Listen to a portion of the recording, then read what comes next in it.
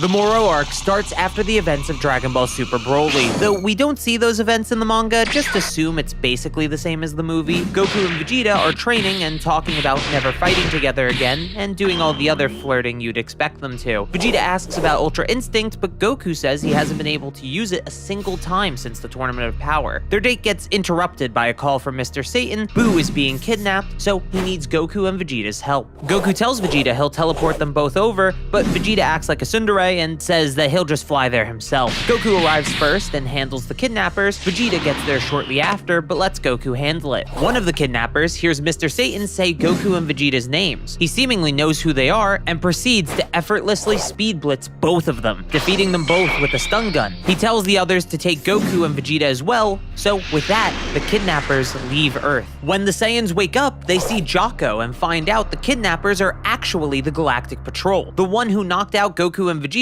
is called Meris, and he's the #1 Galactic Patrol agent. He explains they kidnapped Boo because they need the Great Lord of Lords who slumbers inside of him. Apparently, 10 million years ago, 5 million years before Boo absorbed the Great Lord of Lords, there was a battle with the Planet Eater Moro. The Great Lord of Lords thought they had no chance of winning, so he gambles it all on locking away the Planet Eater's magic. It costs him his god power, but it works, and the Galactic Police, the predecessors to the Galactic Patrol, take Moro into custody since he was conveniently too strong to be killed. Even after 10 million years, he's still alive, and even worse, some of his magic has returned, so he was able to escape from prison. Unfortunately, Boo is sleeping when they need him for the 10th time this year, so it's impossible to reach the Great Lord of Lords at the moment. Goku says they'll help catch Moro, and Vegeta reluctantly agrees, though he's more interested in Meris, who seems far too powerful for a normal Galactic Patrol agent. So Goku and Vegeta are temporarily inaugurated into the Galactic Patrol, and they get some cool logos on their outfits. We get a bit sidetracked by the Macarini gang, led by Pasta,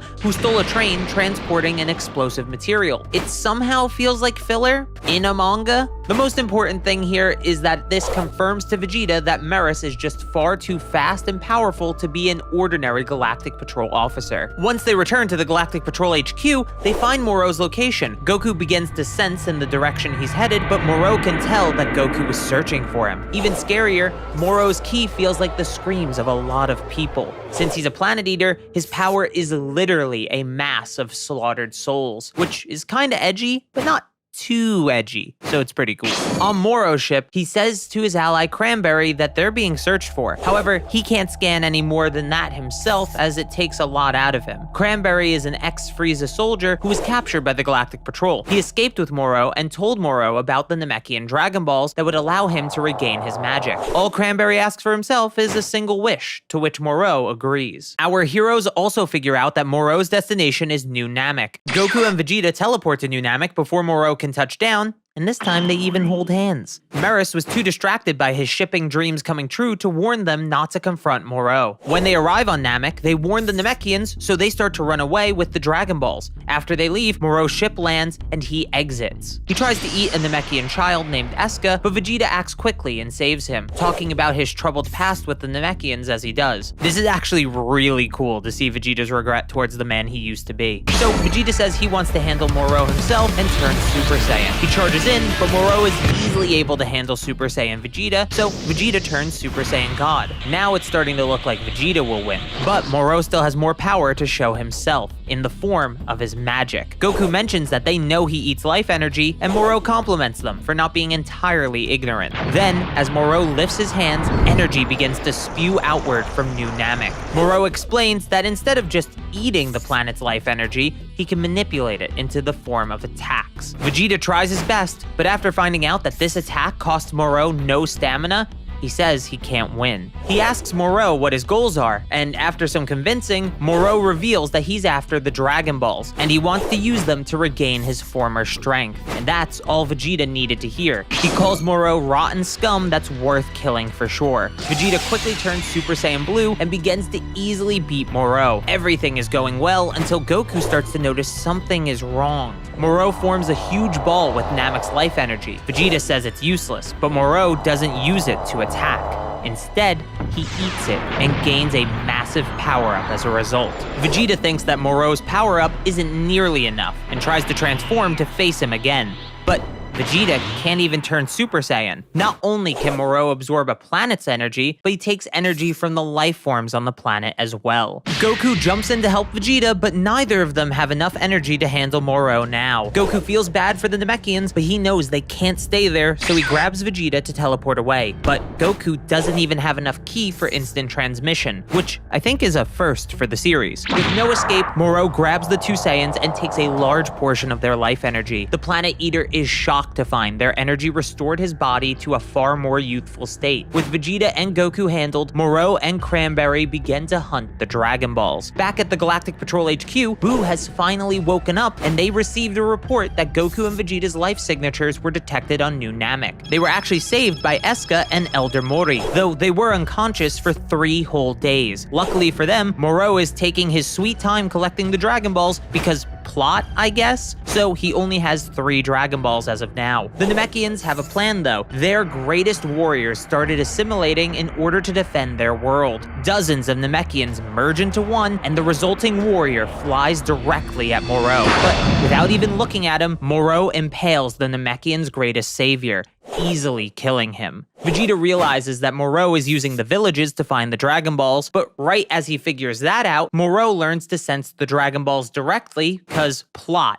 I mean because his magic, of course. So hiding the final Dragon Ball just isn't an option anymore. Goku and Vegeta sense Moro approaching, and even on the brink of death themselves, they power up to face him one final time, knowing they'll likely die. But before they can, another ship shows up behind Moro's, and on top of it is Meris. He shoots down Moro's ship, and he uses a net specifically designed to trap Moro. It still won't hold the Planet Eater for long though, so their true plan begins, and Boo is dropped from the ship as well. Not only that, the Galactic Patrol were able to bring out the memories of the Great Lord of Lords. Moro and Boo begin to get angry at each other as they reminisce. Moro breaks out of the netting, and their battle begins. With the memories of the Great Lord of Lords and Boo's unique physical abilities, it seems like he can actually win this. Even Moro's energy absorption doesn't work, and it seems like Boo got a power-up from having the memories awakened. Meris tells him to steal away Moro's magic, but as he begins to, the sky turns dark.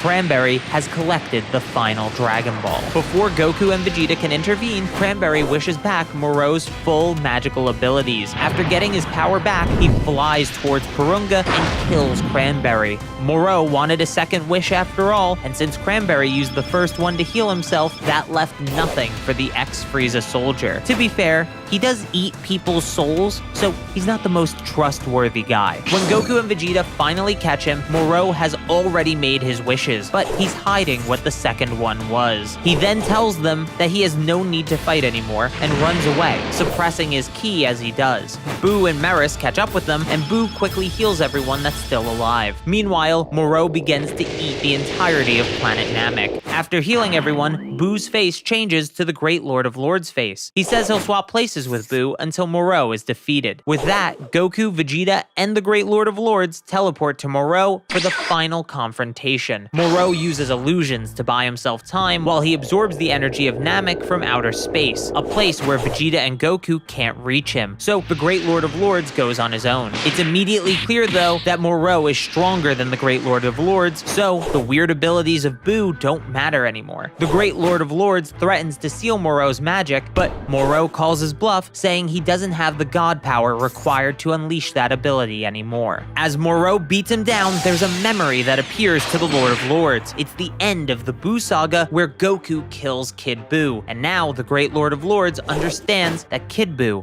had his god powers. Moro saw the memories as well, and now he's even more confident that no one can challenge him. Meanwhile, Meris asks Goku and Vegeta if they're sure they're stronger than Moro, and Vegeta says, magic aside, yes. Meris then puts on a spacesuit and says he'll get Moro back to Planet Namek so they can fight him. With the help of the Great Lord of Lords, Meris is able to distract Moro and teleport him back to Namek. Goku and Vegeta teleport over as well and confront Moro again, but this time at full power. Moro laughs at them for thinking they can win since they forgot about the second wish. It's revealed that Moro wished for every Galactic Patrol prisoner to be released. released. Side note, waiting a month on a massive cliffhanger only to find out he wished for prisoners to be released was super underwhelming. Remember, Jocko could handle most of these guys himself. Anyway, the prisoners arrive on Namek just in time to facilitate Moreau's escape. He empowers an army of them to battle Goku and Vegeta, and while they're easily beaten even with the power-up,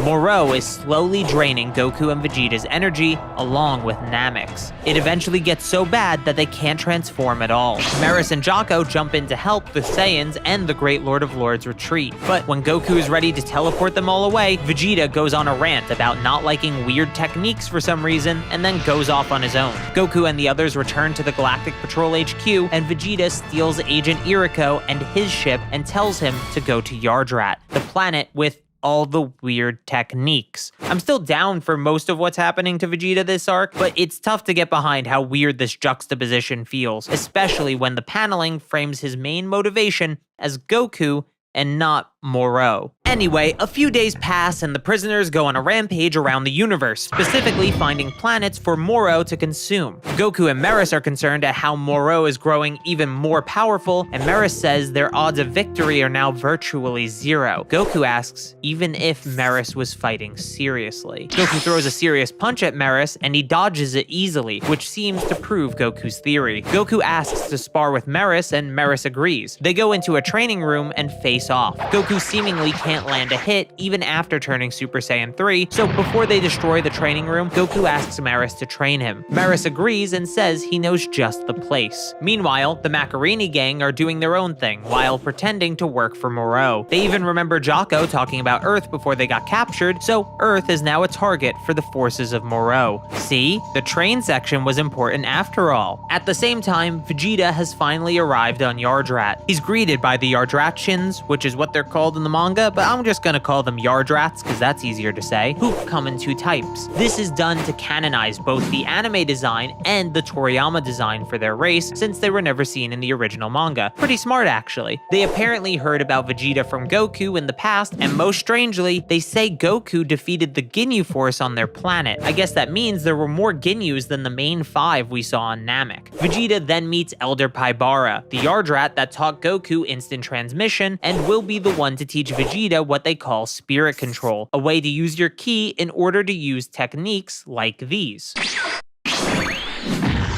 A few days after that, Goku and Meris leave the Galactic Patrol HQ to begin their training. Back on Earth, Piccolo is concerned that he can't get in touch with New Namek and fears something terrible has happened to the Namekians. His worries are interrupted when he senses the Macarini gang approaching Earth and goes to investigate them. They shoot at him immediately, but he's too fast and is quickly able to handle them all. At the same time, Bulma meets up with Dende to tell him that Jocko wants to recruit Piccolo into the Galactic Patrol. Bulma then calls Jocko again, and they learn about Moreau, the prisoners, and the fate of planet Namek. Unfortunately, as Dende realizes the Macarini gang are involved, Piccolo has already decided to let them go. Dende quickly tells him to stop them, and he does, but not before Pasta could report back to Moreau about Earth and its energy. Moreau decides to send a stronger scouting team to confirm it's actually worth his time. As they make their way, Goku and Meris continue their training. Meris explains the true nature of Ultra Instinct and how to trigger it. You can't simply be calm, but you have to remain calm in the face of an overwhelming shock to your emotions. After saying the technique by name, it's confirmed that Goku was right about Meris. After their talk, Meris takes Goku into a place similar to the Room of Spirit and Time on Earth, except this one only passes 3 days inside for every 1 day outside. Now, the real training begins. You'd think Goku would tell Meris about the one on Earth so they could get more time to train, but it's not even brought up as an option, so moving on, I guess. Back on Earth, they tried to gather all of Earth's greatest warriors, but only Krillin was available. They'll have to make do, since 3 stronger prisoners made their way to Earth through a portal that was made by an android called 7-3. This android is able to copy the abilities of others for 30 minutes by grabbing their necks. The portal he made was one such ability. Without hesitation, 7-3 is able to grab Piccolo's neck and copy his abilities as well, even after being warned by Jocko. Krillin goes to help Piccolo, but Yumba drags him into a fight instead. Things are seeming bad for Earth's fighters here. Krillin is struggling with Yumba, Jocko is barely holding on against Shiromecha, and Piccolo has to deal with fighting a copy of himself with infinite stamina. It's looking bleak for Earth. That's when Gohan arrives. As the strongest fighter currently on the planet, Gohan is easily handling 7-3. Right as Gohan is about to finish off 7-3, his copy of Piccolo runs out, and he switches to a stored copy. This one is Moro. With the ability to absorb energy, he only targets the 4 fighters in front of him, and now they have no chance of winning. As they begin to reach the brink of death, Piccolo tells the prisoners that even if they fall today, Goku and Vegeta will come back to Earth and finish them off. This intrigues Moro, since the idea of Goku and Vegeta returning to Earth stronger than ever could lead to the greatest meal in the universe. So he has 7-3 and the others retreat for now. They say they'll return to Earth in 20 Earth days, but Jocko is able to buy them more time. They have 2 months in total until Moro and the prisoners return to Earth. Maris is informed of the 2 months that they have, meaning they only have 6 months to train in the time chamber, so they get back to it immediately. However, they're being watched by Whis, who's visiting the Grand Priest. The Grand Priest explains that Maris is an angel in training. He was dispatched to Universe 7 in order for him to broaden his perspective. Angel law prohibits angels from acting in a biased manner, hence why they aren't allowed to truly fight and only train. Whis vouches for Maris, saying he hasn't broken any angel laws yet and that he'll keep an eye on his younger brother. The Grand Priest agrees and wishes Whis luck, as he doesn't want to lose an angel. On Yardrat, Vegeta and Iriko have no contact with the Galactic Patrol, so they know nothing about what's happened on Earth. So Vegeta just continues his training without knowing the time limit Earth has. He's already managed to learn basic spirit control, so now it's time to learn the abilities of Yardrat. Paibara is about to teach him instant transmission, which is considered a basic technique, but then some of Moro's forces land on Yardrat.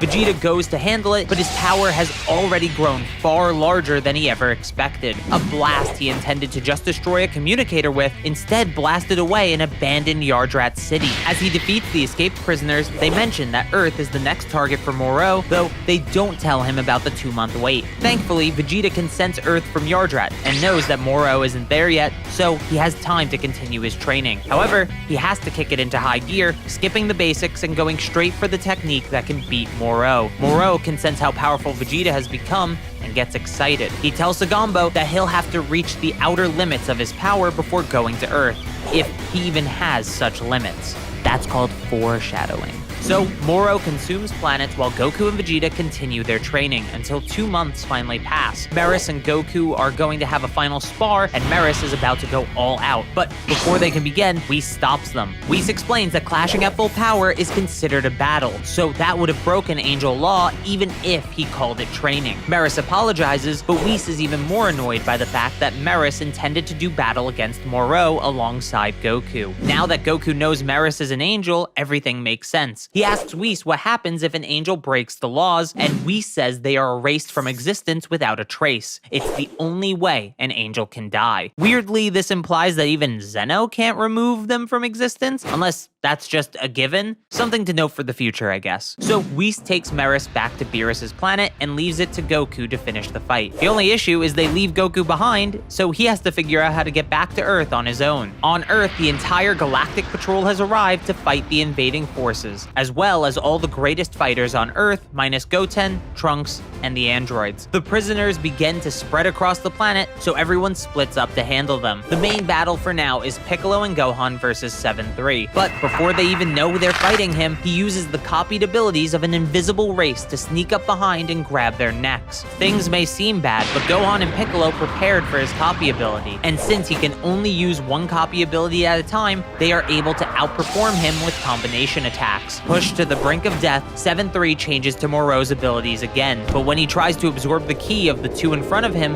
nothing happens. Android 17 and 18 are here actually, and they don't have ki, so they're the perfect opponents for 7-3 with this copy ability. It seems like the battle is going in Earth's favor, but then Moro and Sagambo make their way down as well. The human fighters have handled their initial foes, but soon they're overwhelmed by stronger enemies. As Moro and Sagambo touch down on Earth, Piccolo knows immediately that he's on a different level than the others. Before Moro can fight, Sagambo offers to do it himself, and Moro agrees, even granting the prisoner more of his power. With this much energy, everything went from great to hopeless on every front. Even with Gohan, Piccolo, and the androids fighting together, Sagambo is just way too powerful. Now nowhere on Earth is doing well. As things start to look desperate, Goku starts getting close enough to Earth to sense what's going on, but they're still too far to teleport to, until Krillin gambles it all and raises his ki as high as it can go in the hopes of Goku finding it. It works, and Goku teleports to Krillin just in time. With Goku now on Earth, he quickly goes around saving the other human fighters, then teleports to the main battlefield where he can easily handle Sagambo. Goku is actually moving so fast only Jocko and Moro can see him, a true testament to how much stronger he's gotten. Moro and Goku have a little bromance until Sagambo gets back up and interrupts, so Goku puts him down again, but he just keeps getting back up. It turns out that Moro has given him more power and continues to give him even more power on top of that, but Sagambo's body can't handle it. After a few more power boosts, Sagambo drops dead, leaving only Moro for Goku to face. Goku gets angry at how Moro treated Sagambo, but he tells Moro he's ready to show the power he's gained from his training. In an instant, the rage leaves his face as he closes his eyes and returns to base form. When he opens his eyes, he's in Ultra Instinct Sign, the precursor to the technique of the gods.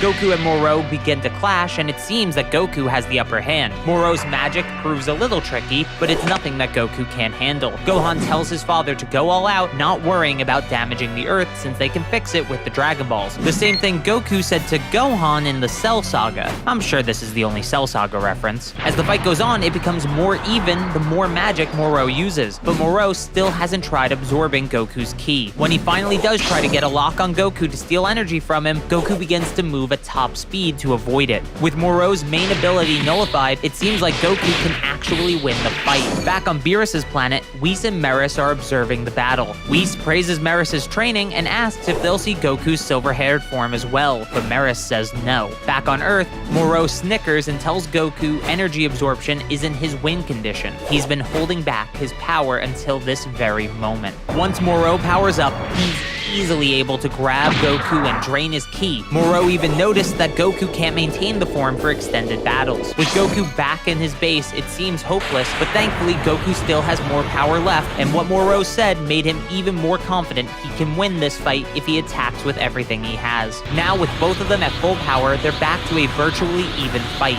Meris and Whis aren't sure if Goku's strategy is the best, but Moro is stronger than Goku and Meris predicted, so he doesn't have a choice but to gamble it all on this. Back on Yardrat, Vegeta has finally mastered the technique he needs to beat Moro. He asks Paibara to be teleported to Earth, but Yardrats are forbidden from teleporting off their planet, and even if they could, they can't teleport somewhere they've never been before. This is weird because Goku never met anyone on New Namek, nor has he been there before, but I guess the explanation of looking for key signatures like Piccolo's is good enough? I don't know. This tension is pretty forced. Anyway, even if these arbitrary rules weren't in place, Paibara can't sense Goku because he's using God Ki. So Vegeta just asks to be taught instant transmission since he needs to get to Earth as soon as possible. Goku tries to use as much power as he can, but relying on power alone only hinders Ultra Instinct, so he loses the fight and is knocked out of Ultra Instinct Sign. The androids step in to help since their energy can't be absorbed, which allows Goku to survive. On Yardrat, Vegeta desperately tries to lock onto Goku's ki, but he can't do it. Paibara senses that Goku's ki has returned and offers to break their rules for this emergency, but Vegeta says he can do it. So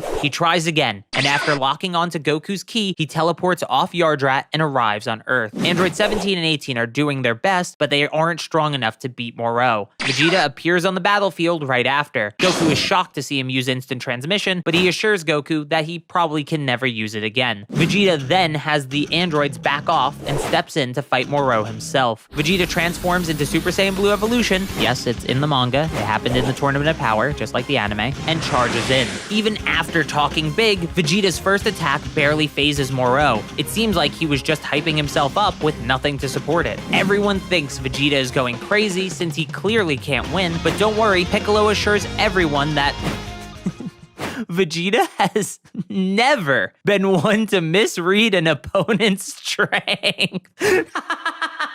Oh, I'm sorry, that's just too funny. Anyways, as Vegeta continues to fight, it becomes clear that Moro is being worn down and Vegeta is starting to deal damage. Goku is the first to realize it, and he knows what technique Vegeta is using. It's Forced Spirit Fission. Vegeta tells Moro he's liberated all the souls he's devoured. It's like Moro's planet-eating power or a spirit bomb in reverse. Goku explains to the others that Forced Spirit Fission tears things apart that were combined through fusion or absorption. Vegeta even says he could separate Piccolo, Nail, and Kami if he wanted to. This is cool, but it causes a tiny and annoying issue as well. If Goku knew about this technique since he was on Yardrat, wouldn't he think it useful to learn after facing beings like Cell or Boo, who literally absorb people? It would have been much better if him knowing about the technique just wasn't included, I think. Anyway, Vegeta is flirting with Goku instead of focusing on the battle like the tsundere that he is, until Moro jumps back into the fight. There's still nothing he can do, and Moro's body begins to return to its old state. At this rate, he'll die from old age rather than the fight at hand. As the energy returns to the planets they were stolen from, some will be restored, but those who were dead for too long will sadly remain dead. New Namek is a case where people did get revived despite being dead for over 2 months. Eska thinks it's the Dragon Balls protecting them, and I'm not going to complain about this, but it is weird. All this weird stuff, by the way, has been happening in one chapter. I don't know what was going on this month. Piccolo rambles about how Vegeta has become a better person and how Goku hasn't changed since day one, something I vehemently disagree with, though it isn't worth getting into here. Then Moro and Vegeta talk about going to hell, and Vegeta calls himself a villain, something that hasn't really been the case since the Buu saga. Again, this is still the same chapter, so the weird choices in dialogue and lore are just continuing. After that passes, Moro uses his magic to escape, and he fries Shirameka and devours 7-3. This causes Moro to transform and become even stronger than he was before, since 7-3 had a backup of Moro saved within him, power and all. That's right, Moro has achieved some sort of perfection, you could say, by absorbing an android. That sounds vaguely familiar. With this new strength, Moro is easily able to handle Vegeta, and now there's no one that can oppose him. Vegeta gets back up and tries to use Force Spirit Fission again, but Moro has seen through the technique, realizing that Vegeta needs to inflict damage in order for it to work, so he just has to avoid his attacks. Gohan says it's fine since 7-3's copy ability only lasts 30 minutes, so they can stall him out, but Moro tells them that 7-3's copy is simply returning to the original, so no such time limit should exist. A similar thing happened with Merge Zamasu in the Dragon Ball Super manga, so this makes sense. Then Moro even grabs Vegeta's neck and copies his abilities as well. He uses a Big Bang attack to finish the Saiyan Prince, and Piccolo even notes that with Force Spirit Fission, Moro can even nullify fusion. With no one left to fight, Dende makes the courageous decision as Earth's god to go down and help them by healing everyone. Krillin has a bag of Senzu and is trying his best to make it back to them as well. As those two make their way over, the main battle hasn't stopped. Gohan and Piccolo make an opening for Goku to use an instant transmission Kamehameha, and if that wasn't enough of a reference, Moro just regenerates from it like Cell does. Then he stabs his newly created arm through Goku's chest. Also, Moro makes up some bullshit about having 7-3's old copy abilities forever. Why? Who knows? It literally doesn't make sense. He could have just grabbed Piccolo's neck again to regenerate. Then he uses Piccolo's telepathy so he can listen in on Dende, who's telling Piccolo he's coming to heal them. Because of that, Moro creates a barrier around the battlefield so Krillin and Dende are now locked out. One by one, Moro starts to finish everyone off until only Jocko is left. Dende watches from outside the barrier in horror until it opens in front of him and an angel tells him it isn't over yet. Then we see Meris save Jocko at the last second, imbuing a blaster shot with his own energy. Before Moro can see what happened, all the injured fighters were moved somewhere else so they could be healed by Dende. Meris then begins to battle Moro, and the Planet Eater notes that Meris has no detectable energy, even though he did before. Meris is actually using his God Ki, and because of it, he's actually doing well. Meanwhile, Whis and Beerus are over with Dende and the others. They were the ones who got them away from Moro, but with that done, Beerus says they're going to Bulma's place for some food. Dende begins to heal everyone, starting with Goku.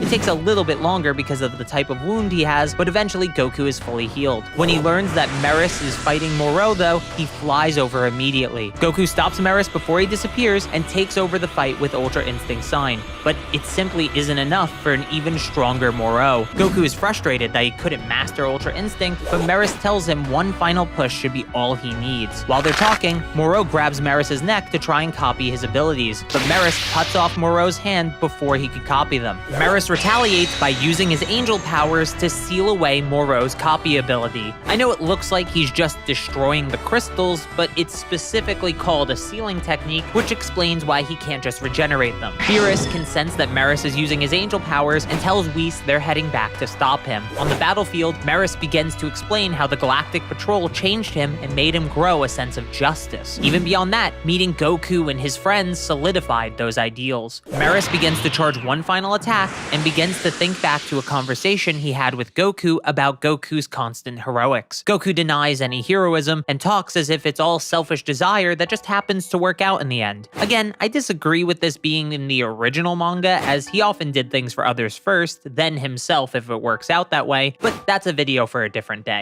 Moro tries to stop Meris with a large energy ball, but Meris flies straight through it and seals away the final crystal. With that attack, Meris gives Goku parting words of encouragement and asks him to protect the universe he's come to love. A menacing aura engulfs Goku as rage begins to boil within him. His emotions begin to swell as he talks about how Meris fought for the sake of the entire universe, but with a deep breath, he calms himself down. He asks Jocko why he joined the Galactic Patrol, and Jocko tells him to preserve peace in the galaxy. And the outfits were cool. Goku is happy that his main reason is the same as Meris, and he says that since he's in the Galactic Patrol as well, protecting the universe is his job too. Moro gets back up, and Goku tells him he'll carry out Meris' will and beat him. Then, his power begins to flare up. A giant aura engulfs the battlefield before dissipating to reveal Goku with silver hair. Just to recap, a character introduced in this arc died to the main villain and left words of encouragement leading to a transformation. I'll let you figure out what that's a parallel to. The power of Ultra Instinct has a strange calmness to it, and it instinctively terrifies Moro.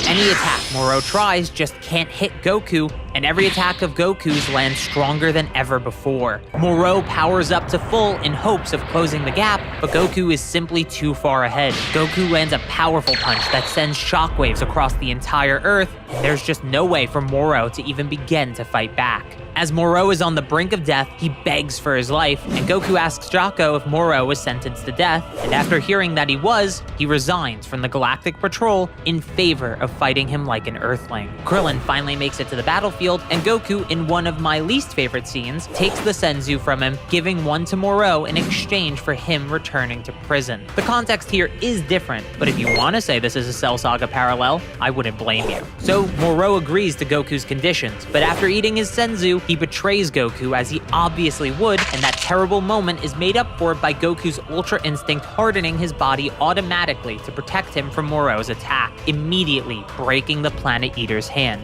which is literally the most badass thing. After breaking his hand on Goku's body, they begin to talk, and Goku is disappointed Moro will never be able to change. He knows he has to kill him now after they're done talking. He asks Moro one more time if he's willing to return to prison quietly, but that's when Moro sees the hand that Meris chopped off earlier, and he says he's never going back. So Goku says he has no choice but to kill him to uphold Meris' will. Moro asks who Meris really was, and Goku basically just explains everything. Now knowing that Meris could use the same ability as Goku, he quickly pulls the hand that grabbed Meris' neck over to himself, and he begins to transform. His hair turns silver as well, and he begins to use Meris' Ultra Instinct. This is another parallel to Cell, who gained power like Gohan's after becoming Super Perfect Cell. They begin to fly around the Earth at full speed, flashing as they do, but as the fight goes on, Moro's body starts to inflate strangely. Goku tells him it's like what happened to Sagambo, his body just isn't trained to hold that much power. Moro has to give up Meris' powers or be destroyed by them. Moro says he has no limits, remember that foreshadowing from earlier, and begins to seek a body that can contain the power,